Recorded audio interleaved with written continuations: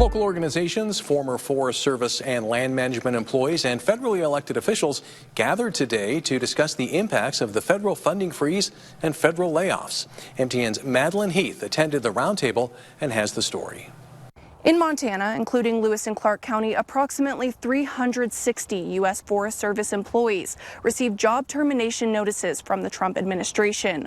On Tuesday, former employees and other organizations gathered to share their thoughts and concerns.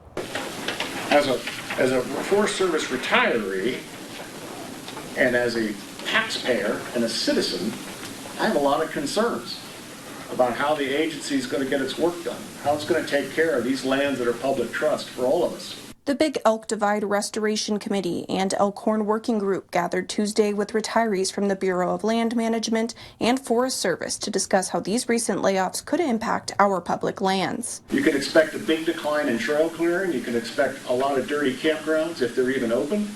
In the Helena, Lewis and Clark National Forest alone, 38 employees have been laid off. And of those laid off, more than 25 are Forest Service staff who fight wildland fires. A huge concern is wildfires. They just lost a whole bunch of that capacity.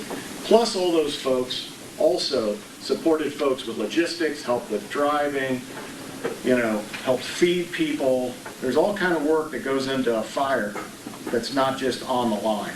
Another area of concern is economic impact. Many Lewis and Clark National Forest workers are in search for other jobs and are in need of income. Retirees of the Forest Service are gathering funds to support those who have been laid off.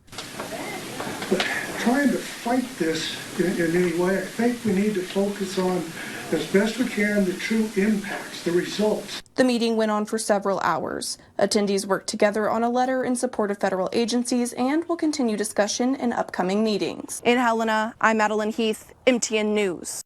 A new round of recession fears has begun. The markets had a massive sell-off on Monday following tariffs, retaliatory tariffs, DOGE actions, and more.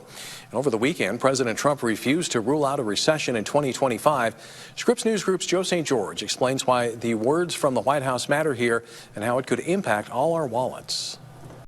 In Washington, there is a concern this week about a possible government shutdown. On Wall Street, there's worry over tariffs. And on Main Street, frustration still over the record high price of eggs. Combine that all with a president who isn't ruling out a recession, and there is no doubt uncertainty about where the American economy is going. J.P. Morgan Chase analysts have revised their recession forecast in recent days. In the beginning of the year, analysts said there was a 30% chance of a recession.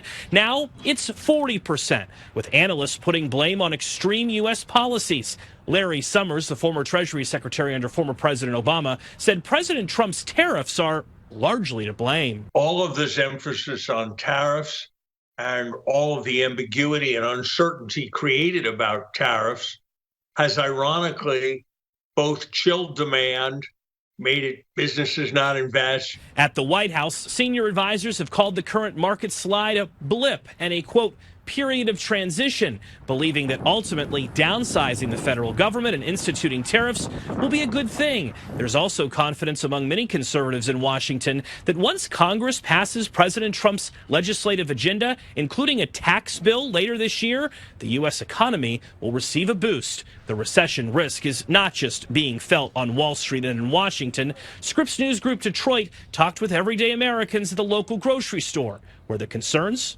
are real. I'm a retiree, so I have to watch all my funds wherever they are, and this back and forth gets a little scary. Hopefully this doesn't end up ultimately in a recession, so just a little volatility in the market is what I'm hoping for. While the chance of a recession has ticked up a bit in recent days, financial experts say the best thing you can do right now is don't panic. Markets have a way of going one direction one week and the complete opposite direction the following week. Joe St. George, Scripps News Group, Washington.